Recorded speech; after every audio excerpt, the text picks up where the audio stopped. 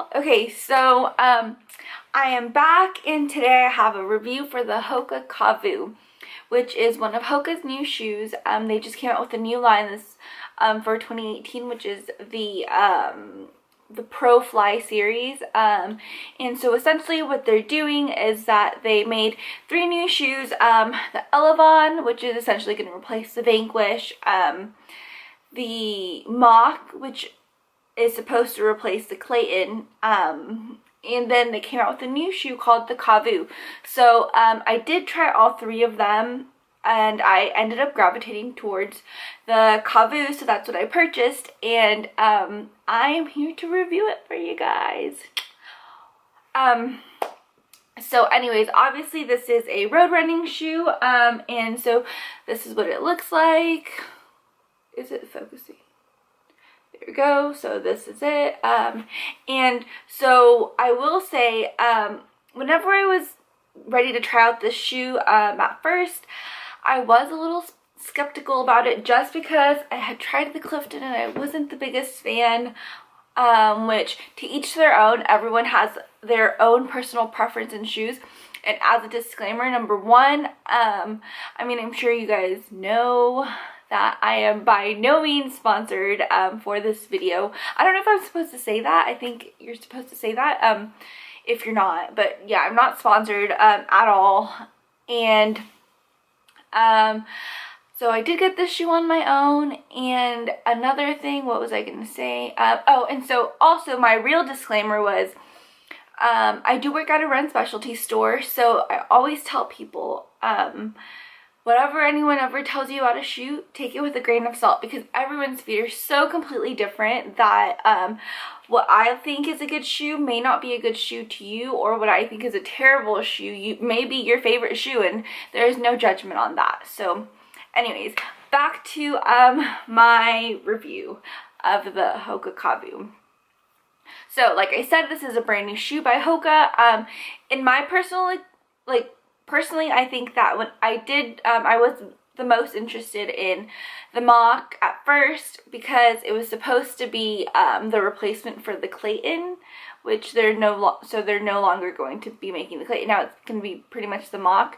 But when I tried that one on, I just felt like what I didn't like about Hoka previously was what I was feeling in that shoe, which is the metatarsal rocker that Hoka likes to put in their shoes, which is really good if you like that. But if you don't, then like that's what made me end up gravitating towards the Cavu, was that I didn't really feel that rocker effect. So for me, I knew that I would be able to get a more natural ride through that shoe than I would through the Mock, because just wearing it around, I was able to feel that tension right in here, which I'm not a fan of. But so anyways, Hoka Cavu, all over the place. So this guy weighs in at about 6.6 ounces in my size 6.5. So for men, I think I looked it up, and for men it's actually around 8.2 ounces at a size 9.5. So this guy is really lightweight in my opinion compared to other shoes that I'm used to running in, which are a few of my favorites are going to be the Bricks Glycerin, the New Balance 1080. They're shoes that are really cushiony, but in order to get that cushion, I have had to compensate with a little bit of added weight, which I don't really mind, but that's one of the reasons why I absolutely love this shoe.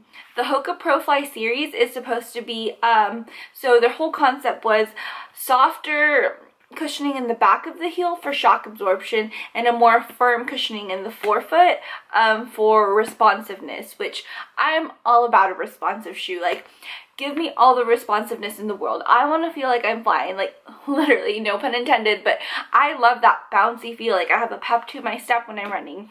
So when I took this guy out on the first run, oh, and also I forgot to mention, this is a 4mm heel drop. So that means that from here to here, it's 4 millimeters of heel to toe drop, which is a very natural feel compared to, like I said, my other favorites, which are the Glycerin and the 1080. Those are 8mm heel drop, so it's a big difference. But I only saw good things about that drop for me, in the sense of I didn't blister up like I normally blister up, which I think is from my foot being kind of like this. And it was very natural. I literally got lost in the shoe. Like, I forgot that I was wearing it. And it was, I've run in it, I want to say maybe like 10 times now. And in my opinion, it just gets better and better. It just is molding to my foot better and better. And on my first run, which this is the thing that the very first day when I wore it, the very next day I went into work and I was like, you guys, I'm obsessed. This is a new favorite. Is the fact that normally I expect to break in a shoe, just like anyone who's been running for a while. You expect to break in the shoe. So the first 5 miles are going to be a little bit more stiff. You won't be able to go very far. You'll maybe run 1 or 2. I don't know, unless you're a trooper or I just have really sensitive feet. But with this guy, I kind of looped it to where I would do maybe like 1 to 2 miles, expecting that I would only get that far before I started feeling any sort of discomfort in my feet. But no, I got to that 2-mile mark and I honestly forgot, like, it only got better. So I just kept running because the shoe felt so good for my very first run, which that's the number one thing that I was super impressed with this shoe, is that I was able to go on my first run and feel like it was already molding to my feet. And so that was my number one favorite. Oh, also, so when it comes to sizing, I will say these run the slightest bit longer, but not enough to where I would size down in it. Like, I don't think that I would feel comfortable running in a 6 in this, but it did feel a little bit more loose than my normal 6.5, if that makes any sense. But it was fine. I just did the little runner's loop and cinched this guy in and it felt great. So, yes, love the lightness of it and love that I didn't have to make up any, like, I didn't have to have any padding taken away in order to feel that lightness. I love that I literally got lost in the shoe. Like, I felt like it was already a broken in shoe, which for me, that's very rare. What else? I wrote down some notes. Oh, okay, so like I said, when I was ready to try this shoe, my previous favorite in the Hoka series had been the Clayton, because of the lack of metatarsal rocker, and I believe that shoe weighs in at about 7 ounces in my size 6.5, and is also a 4mm drop. So very similar, super similar. If you love the Clayton, you'll probably, I would recommend the Cavu. And also, I will let you guys know, I forgot to mention this, or I haven't mentioned it yet, but the Cavu is actually coming in at that $110 price point. So that's a really good one, because the Clayton before was a little bit on the pricier side. So this is $110, but I'm sure that the durability of it is probably going to be not as much.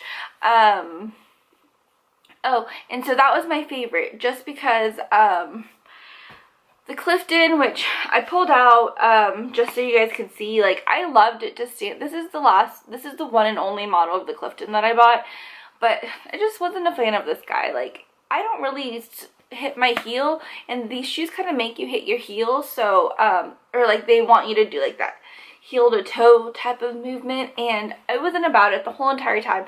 My foot was counteracting it, and just not a fan of what I was feeling in here. My arches were strained for a little bit after the runs that I attempted to do in this guy, but to stand in it, I loved it. And the reason why I pulled this out was that I can see the only downside of this guy, of the Cavu, being that maybe it's not as durable. Because, so this shoe I wore a ton to work just to stand in on my feet all day. And if you can see, like, the cushioning isn't very crinkled. And this guy, I've only run in it maybe, like I said, 10 times max. And the cushioning on this guy is, if you can see that, it's already wrinkling. And it's on both sides. And I think that I might hit one foot harder because you can see it more on this one.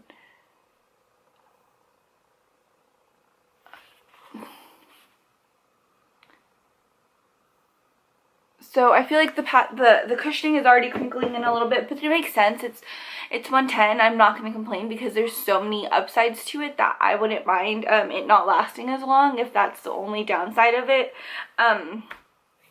So apart from that, I absolutely loved it. And so if you guys have been a fan of, like I said, so if you guys have been a fan of the Clayton, I would definitely recommend you going and trying the Cavu. Super similar, very lightweight. And even if you've never tried a Hoka shoe, this is a really good introductory shoe, apart from maybe the Hupana, but the Hupana is going to be more of a lifestyle type of shoe. This one still has that Hoka padding that everyone loves, but you're able to run at your own natural, with your own natural gait, more than you have to rely on the technology of the shoe with that rocker effect. But yeah, and anything apart from that, I liked it. I was a fan, super duper fan. If you guys would like me to make any more videos and review any other shoes, let you guys know my opinion on anything, then let me know. I will put everything in the description down below so that y'all can get the links to the shoes. And yeah, oh, and also I forgot to mention, this is a neutral shoe, so if you need stability, I would definitely recommend you either gravitate towards another shoe like the Arahi or the Gaviota, or get an insole. But yeah, so I can definitely make a video all about that as well. But yeah, so Hoka, you did a very great job. I am a super fan of the Cavu. Probably will be repurchasing it after it breaks down. But I also do have a couple others that I'm wanting to try out pretty soon. So yeah, if you guys have any more questions, then just let me know and I will definitely answer them, because I love to run and I love everything about running shoes and experimenting with new styles and blah blah blah blah blah. So yes, I will see you guys later. Bye.